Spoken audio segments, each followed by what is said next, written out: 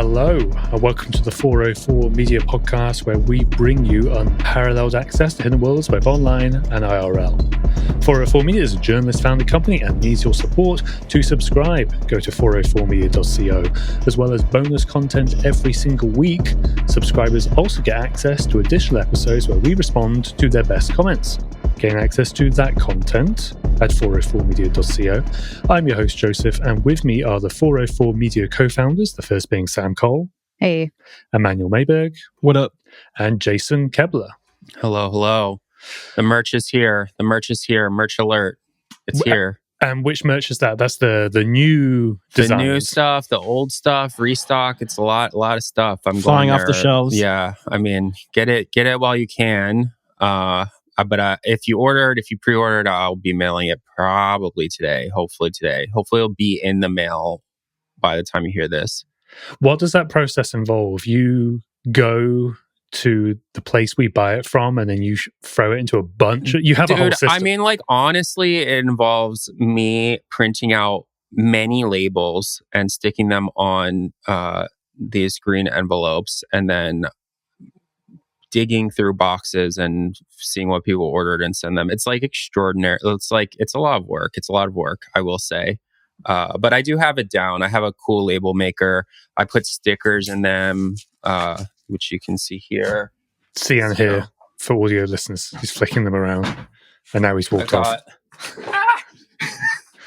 Oh, I've got a box of stuff here. This is stuff that I already had, but it's I have these green envelopes. A label maker, I stick them on, all with love, and then did we choose green envelopes for the brand? Yeah, awesome. Yeah, done with love. Yeah, we are going to become a fashion brand that does journalism on the side. I think the merch is going to take over. Don't you think, Jason? I mean, that's the hope. It's a stable industry. I don't know if that's actually true, but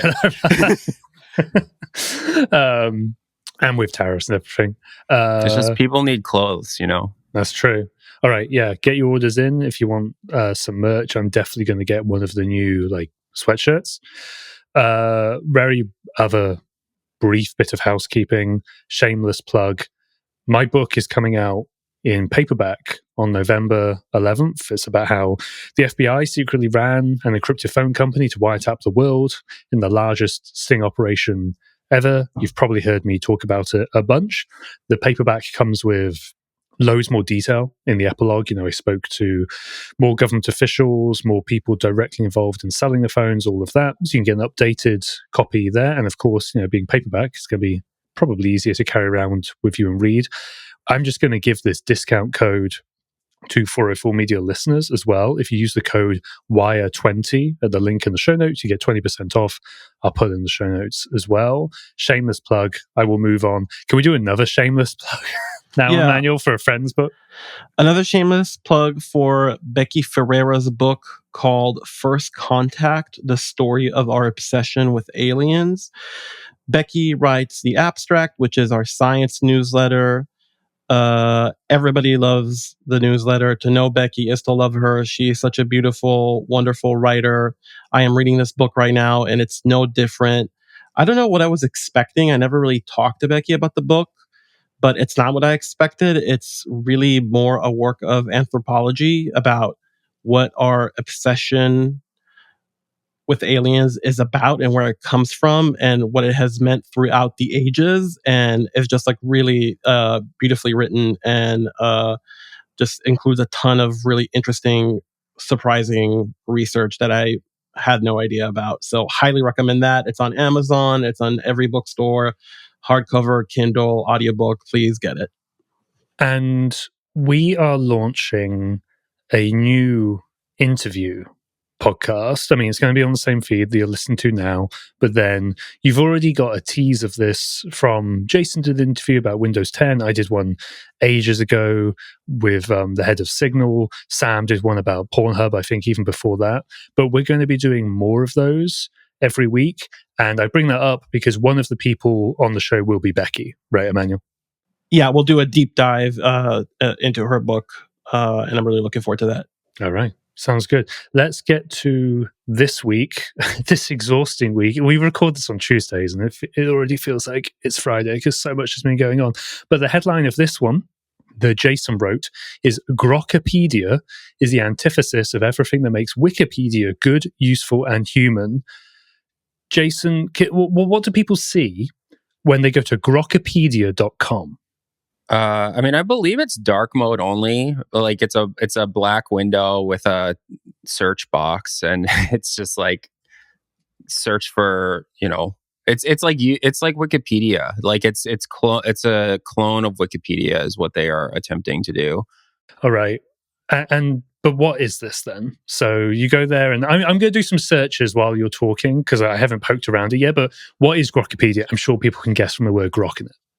I mean, it's Elon Musk's like butthurt competitor. He calls it a competitor to Wikipedia, which he calls Wokipedia, and basically it is an LLM that calls itself an encyclopedia. It looks like Wikipedia in many ways, and it is like explicitly an ideological project of Elon Musk to like de-wokify Wikipedia, which he does not like for many reasons, but the main reason being he doesn't like what the Wikipedia article for Elon Musk says about him. So this has been like one of his little pet projects for like quite some time is one, like railing against Wikipedia, and then two, like funding or creating some sort of alternative to Wikipedia.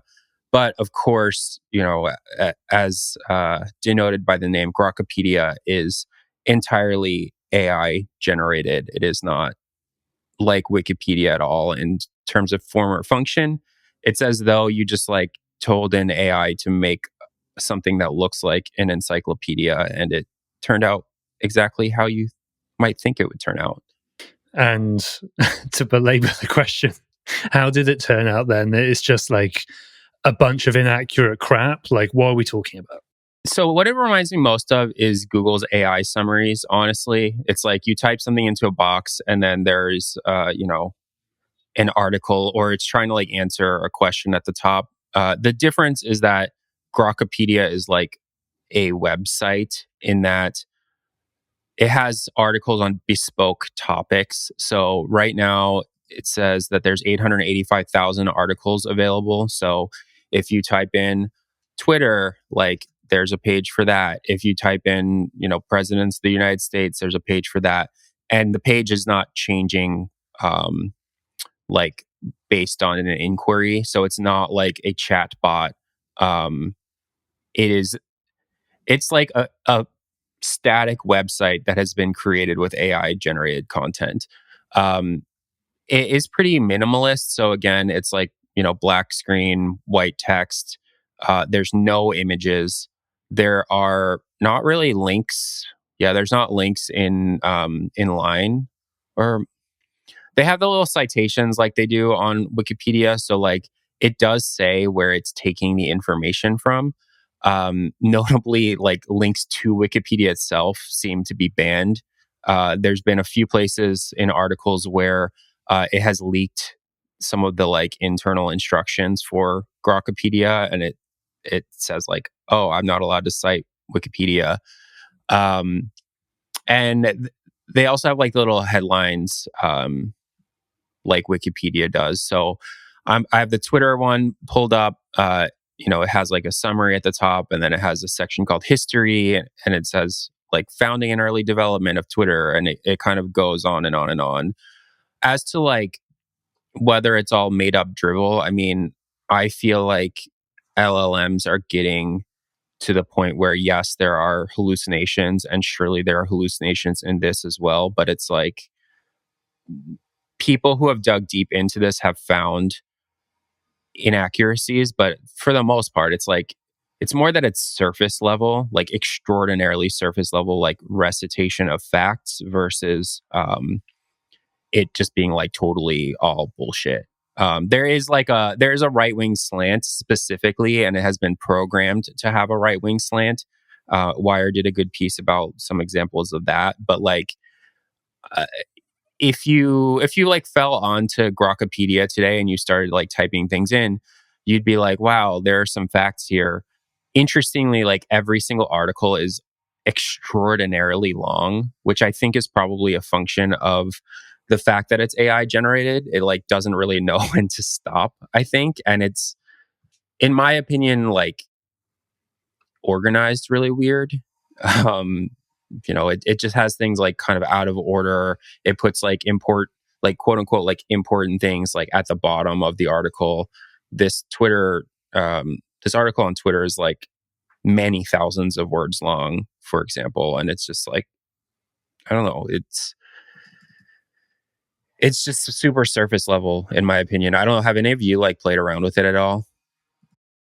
I was just looking through what Wired found, and the headline of that one was Elon Musk's Grokipedia pushes far right talking points. And yeah, they went through it, and they found the entry on transgender referring to trans women as quote biological males, all of that sort of thing, kind of exactly what you would expect from a Grokipedia or one leaning in that direction or anything. I guess it's so surface level because if you start to dig into actual more of the facts and more of the nuance, it turns out that reality has a left-leaning bias because, I don't know, it's just based on fucking reality and real things and science. But I don't know. So who I guess what I mean by that is like there's an entry for like the word printer, like a computer printer, and it says a printer is a peripheral machine which makes a durable representation of graphics or text, usually on paper.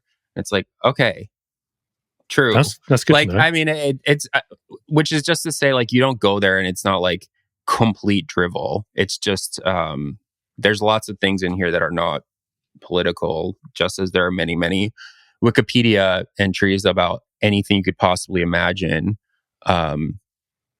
And so, like, if you just type in a random word, there'll be an entry for it, and you're not going to read it and be like, "This is completely like bullshit AI." You'll be like, "This is just like a series of facts, like laid out in a way that is not terribly useful, right, or interesting or anything like that." To zoom out, you said Musk makes it because he doesn't like his own Wikipedia page and that sort of thing. But there's there's a broader context here, right? In that even some lawmakers have issues with Wikipedia, like Ted Cruz. Like, what's been the recent context in people on the right or kind of all over the place, but especially on the right, having issues with Wikipedia? What's the context there?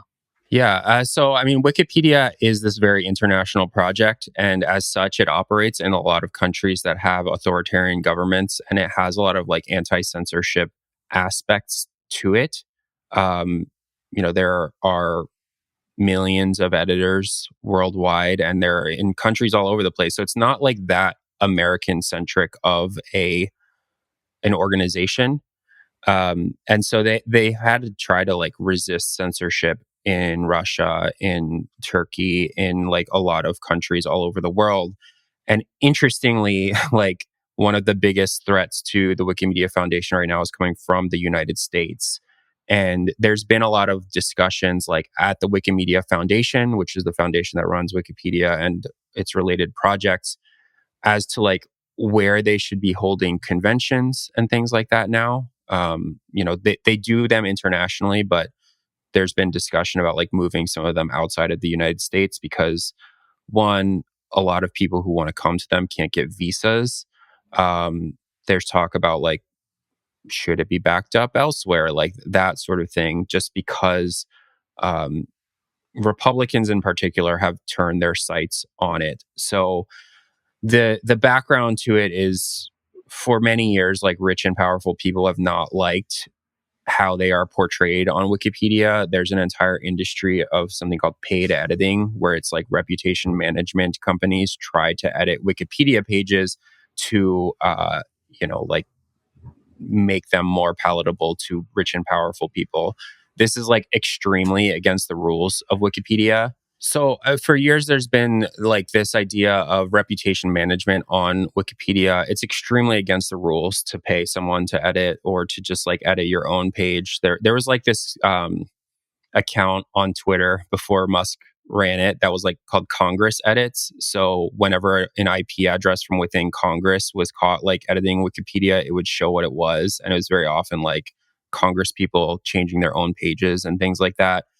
And one of the big like bulwarks against this is the fact that it is a group project and like human beings are maintaining this. And there's a bit of a hierarchy to Wikipedia where like if you're a really well respected editor, like you can quite often like get your own way and that sort of thing. And so a lot of the people who edit Wikipedia, and they're from all over the world, but a lot of them are like based in Europe or they're based in Africa or they're based in Asia, and they're like editing pages about like the January 6th riots or the 2020 election and things like this. And it's like they're not willing to bow down to, you know, the false narrative that the election was stolen or whatever. And so Wikipedia has become a target of Trump, of the administration, of people who are saying like it has a liberal bias. It, you know, reflects reality, the reality that, you know, the election was not stolen and things like that. It's obviously reminiscent, Grokipedia, of something I only just learned actually existed when I listened to, you know, our friends at Remap, and they mentioned something called Conservapedia, which I, again, never heard of, launched in November 2006. And well, I'm actually reading the Wikipedia page about Conservapedia, and it just says it's an English language, wiki-based online encyclopedia written from a self-described American conservative and fundamentalist Christian point of view.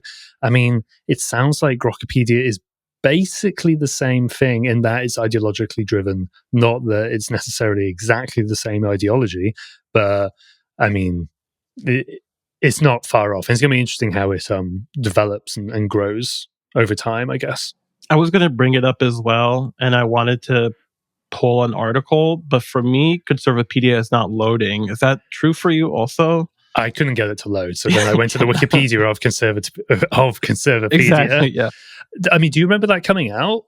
I don't. I think I was too young. I haven't heard of it until Rob Zachney mentioned it on the Remap podcast as well. Yeah. Yeah, I don't know. Did they hug it to death or did it go down? Yeah, I'm not sure. All of Remap's listeners crushing Conservapedia. It's just funny that there's it works for me. It's just slow. Oh, okay. Well, what I mean, it's funny. There's been like many attempts to make an alternative to Wikipedia, and often it is under these grounds of like, we need a conservative version of Wikipedia. We need like it's often like people who were Wikipedia editors for a long time who were getting a lot of their edits rejected because they were trying to insert like insane shit into specific articles, and they're like, I'm just going to start my own one, and then they do it and no one does it and no one goes there because in part there's this just incredible collaboration of Wikipedia. Like, why would you're not going to be able to take millions of people from this like objectively very good and powerful thing and get them to do the exact same work somewhere else for your, you know, ideological project. Yeah. Sam, do you still have Conservapedia in front of you? I can't get to load. Yeah. Do you want to know what it? I mean, yeah. What are we looking at? It's a pretty bare bones frame website, but it says, I mean, there's a list of popular articles at Conservapedia. The top articles, there's a bunch, but there's Evidence for Christianity, Great Flood, The World Denial, American Civil War, Free Market, Tchaikovsky, Unplug the NFL. Anxiety is one of the top articles. Most anxiety can be the result of a misunderstanding or rejection of fundamental truth. I sought the Lord and he heard me and delivered me from all my fears. Psalm 34:4. Amen. Yeah, I was with him in the first half, and then Black hole, feminism. It's just like a bunch of stuff. And then there's a list of in the news what MSM isn't fully covering. Ireland elects anti-EU warmongering, anti-NATO expansion president. Setback for worst college majors. Stephen Smith, Trump is coming for black sports organizations. Etc., etc. etc.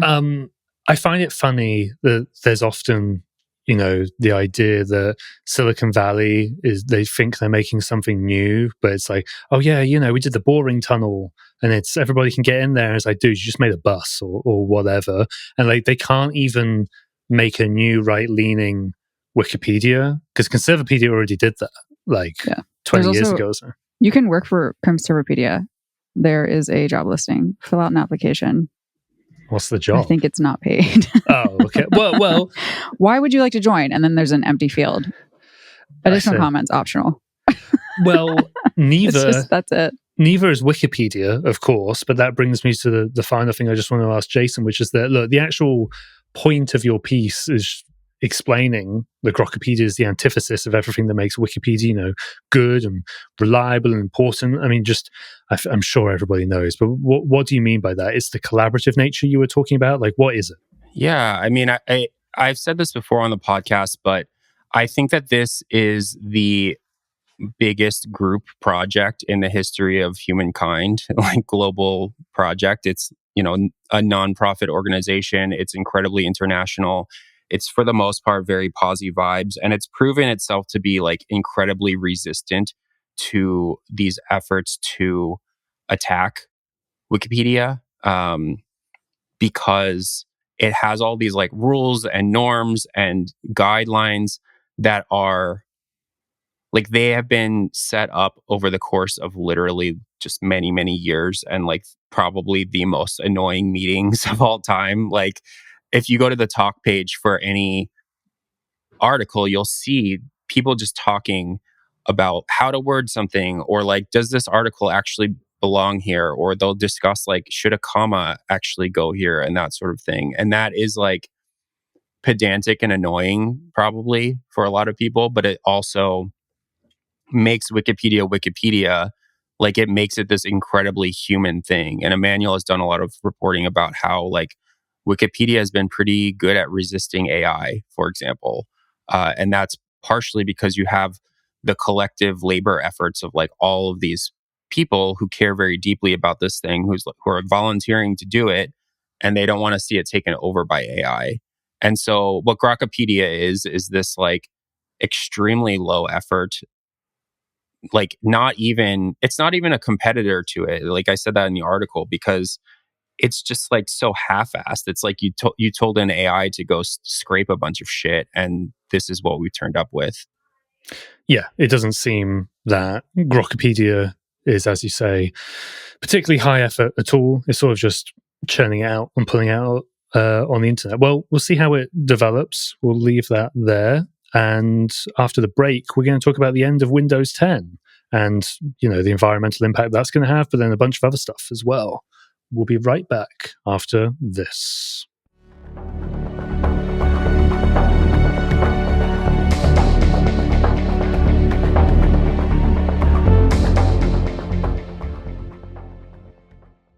Time, skills, and money. When it comes to growing your business, we all know that engaging with our customers is crucial. But the question is always how. Most of us don't have the time, skills, or money to put toward keeping up with marketing every day. We're too busy running our companies to begin with. Well, let me introduce you to Constant Contact. Your mini marketing team awaits.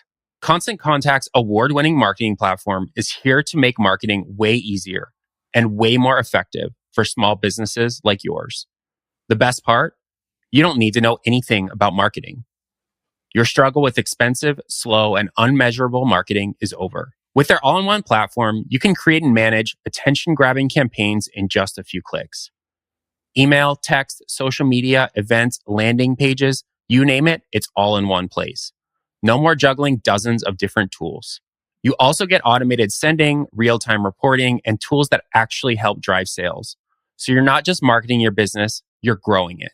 Pricing is transparent and based on your contact list, so you're only paying for what you need. No surprises. And with a 97% email deliverability rate, your messages land far from spam. And if you ever get stuck, friendly phone support is included with every plan. That's why over 500,000 small businesses trust Constant Contact to stay connected, top of mind, and ahead of the competition. Constant Contact, helping the small stand tall. For us, social media campaigns and marketing don't come naturally, but Constant Contact helps us navigate a complicated world. Get a free 30-day trial when you go to ConstantContact.com. Try Constant Contact free for 30 days at ConstantContact.com.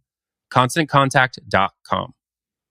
If you work in security or IT, you know how hard it can be to keep your company protected.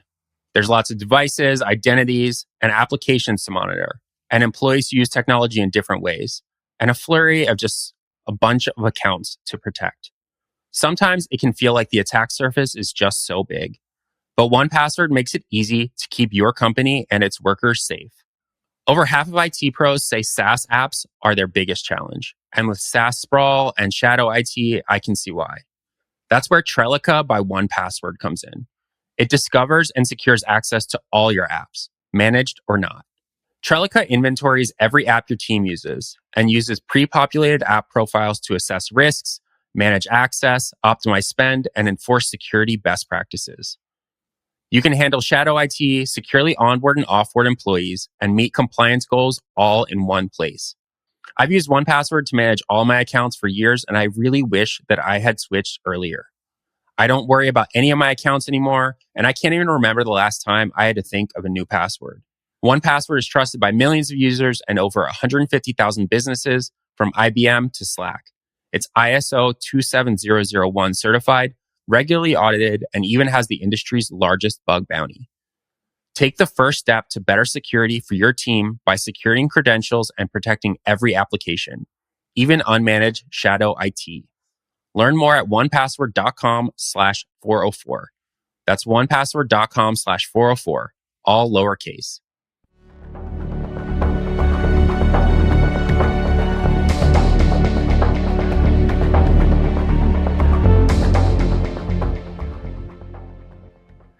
All right, and we are back. Jason wrote this one, but I want to ask Emmanuel and Sam something first. The headline is "The End of Windows 10 Support is an E-Waste Disaster in the Making." Emmanuel, can you explain how you're updating your PC at the moment? Like, what does that involve for you? Yeah, I'm a lifelong loyalist to Windows. And as anyone who uses Windows knows, over the past, it's probably like 2 years now, Microsoft has been pushing people increasingly more aggressively to Windows 11 from Windows 10.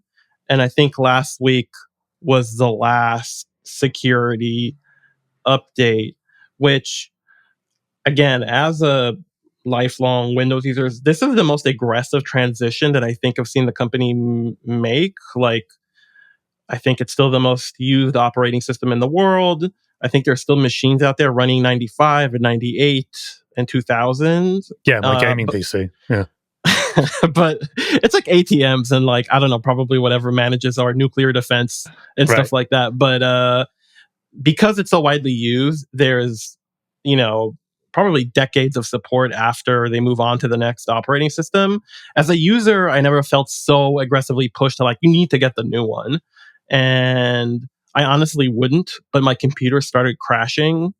So I went to update Windows, and the first thing I see is that my computer is not, like, I forget what the term, it didn't say, like, I didn't meet system requirements is what it says, which as a gamer, like, you what you hear is, like, your computer is not good enough for Windows 11, which is ridiculous because But that's obviously an error, right? Well, it's not an error. The thing is that you have to, Windows 11 only works with TPM 2.0. TPM stands for Trusted Platform Module. It's basically, I think the way it works is, like, it's a chip on the motherboard that handles some, like, cryptographic keys, so it could do things more secure on, like, a kernel level. And I had to, like, update my motherboard so it could run that. And then that means updating the BIOS, and then I could update Windows so I can update my GPU driver so I can, like, play Battlefield 6 confidently without crashing. But I'm still crashing. Yeah. So it was all for naught. I shouldn't have updated. But I guess it's good because now I get the security updates. Sam, are you going through this as well as, like, a fellow PC user? I mean, going through it is not really the word for it. It's more that I've been getting pop-ups from Windows for about a year saying you need to upgrade to 11. And then I hit ignore, and it keeps getting more and more aggressive, and I keep hitting ignore and telling it to fuck off forever. And it finally got me. Like I didn't want to have like an unupdated PC because So God you've knows. done it. It's done. The deed is done. Very sadly, it's fine. It's totally the same. It's it's like not a big deal. Dude, our start menu is in the middle. Well, you can move that. I moved mine. But yeah, when I saw that, I was like, "Fuck this!" I was like, "Flip the table." But that's the only difference that I can notice. So whatever, it's fine. So I legit have not used Windows since Windows 98. I'm not even joking, and I used to use it a lot. So I'm very out of the loop. But what I do understand is that a lot of people are very protective of Windows 10, right? Like people love Windows 10 for some reason, and they like why is that? Why are people so attached to it? It works. It's a good OS, man. What do you want? It's a good OS. It works. It does what you want it to do. It doesn't crash. It's a super stable OS, probably the most stable that I've ever used. I would say that like every iteration gets more stable, but that's not true. There are like notoriously bad ones like Vista or whatever. Right. I think that you're baiting Linux users right now. Well, by saying this is the most secure. If you use Linux or Unix, please don't email Emmanuel. Talk to Emmanuel. He'd love to hear from you. He would love to hear from you. I mean, since you bring it up, and I feel I've made this joke a couple of times, like in Slack and stuff, but I feel like Jason is so close to becoming a Linux user, like so close, because based on this article and the environmental impact of Windows 10, etc., I feel like you're getting so. Have you done it before, Jason? I downloaded Ubuntu on an old laptop one time, and I used it for a few minutes, and then I couldn't find a driver for something that I needed that I'm sure I could have figured out, but I like aborted mission immediately. I do think that Linux is probably incredibly usable. That's not the type of thing that I'm into. Like, that's not the type of like frustration that I want to deal with. I want to deal primarily with like hardware based frustrations versus like software based ones. Yeah, you want new tech or new interesting gear or repairing old interesting gear. You don't want to be in the command line going, why the fuck is it not updating my packages or something like that? Yeah. Which maybe that's an outdated view of the usability of Linux, but no, it's pretty on point. I would say. I mean, I used Linux, because I couldn't afford like a Mac. A Mac was like too expensive when I was like freelancing. I used like a used ThinkPad for like £200 or £300 or something. I remember I actually brought it to the office once when I was using Cubes on it, like a secure operating system. And I think I showed it to a manual, or Jason, the other way around. But one of you then called the other one over, like, come check this out. Come look at Joseph's stupid laptop. Because it was like a big brick with those red little mouse pads in the middle, like in the keyboard. I love that thing. But it became too much of a pain in the ass, and I moved to Mac. But I think we were all sitting here trying to think of the word for the little red thing. What is it called? I forgot. Clitoris. That is what that's the only thing that I could. A nub? Nipple. Yeah. No, there's a word. It's called the red dot. The thing. Is that what it's called? The track point. Oh yes, there might be something like that. So the reason I wwent down that little Linux Wikipedia calls it a pointing stick. What does Grokipedia call it? I know. I gotta look it up. Conservapedia as well. Conservapedia is not fucking touching that. They don't want anything to do with it. The reason I went on that little tangent with Linux is because I'm sure a lot of people, because of this Windows 10 end of life, end of security updates, are probably going to move some of those devices over to Linux, right? And have you heard people doing that, Jason, since you published this piece a couple of weeks ago? Like, are people telling you that, oh yeah, we're actually going to do that? We actually are going to move to Linux? Or yeah, I mean, a lot of people commented on that story. That was like an incredibly commented upon story. I think because a lot of people said, well, can't you simply move to Linux? There's so many different ways people will find to say that. But I mean, it's true. They're like, I my computer or my wife's computer or whatever can't upgrade to Windows 11. So I have installed, a stable version of Linux, and it will provide me many years of functionality after this. That was speaking in the third person, Emmanuel. There's also been a lot of people who say that, well, you could do this for a computer, or sorry, if you run like a fleet of them, for example, like it's not as easy as saying like, well, why doesn't the IT guy just install Ubuntu on like on 1,000 computers for fourth graders or whatever? It's like a lot of them are operating under specific contracts, as we talked about on an interview podcast with Nathan Proctor, which maybe you have listened to, but you should go listen to if you're interested in this.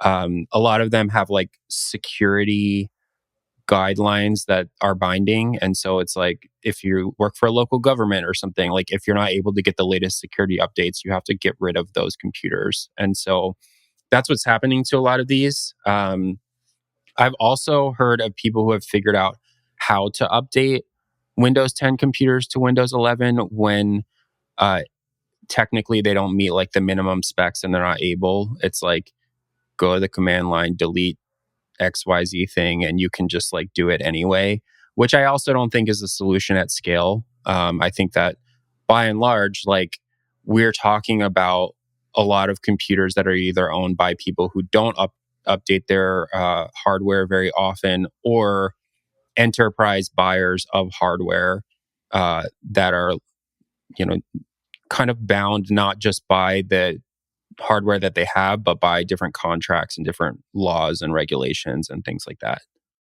So, again, people can go listen to that interview if they want a bit more detail. I'll just very briefly give people some context now, but the numbers are something like 400 million computers can't be upgraded to Windows 11. So, I mean, what's going to happen to them? Are they going to become scrap, landfill, Linux machines without Wi-Fi or audio? Who really knows? I guess we'll see. But yeah, definitely go check out the interview if you want more from that. I just wanted an excuse to hear about Emmanuel and Sam's upgrading disaster, but it actually sounded like Sam's went okay. I just kind of wanted to... It's fine. Get a PC, dude. Get good. Build it. Absolutely not doing Coward. that. All right. Let's leave that there. If you're listening to the free version of the podcast, I'll now play us out. But if you are a paying 404 Media subscriber, we're going to talk about a bunch of A16Z stuff and how they're basically speed running their way to a wholly AI-generated internet. You can subscribe and listen to that content via 404media.co. As a reminder, 404 Media is journalist-founded and supported by subscribers. If you do wish to subscribe to 404 Media and directly support our work, please go to 404media.co. You'll get unlimited access to our articles and an ad-free version of this podcast. You'll also get to listen to the subscribers-only section, where we talk about a bonus story each week. This podcast is made in partnership with Kaleidoscope. Another way to support us is by leaving a 5-star rating and review for the podcast. That stuff really helps us out. This has been 404 Media. We'll see you again next week.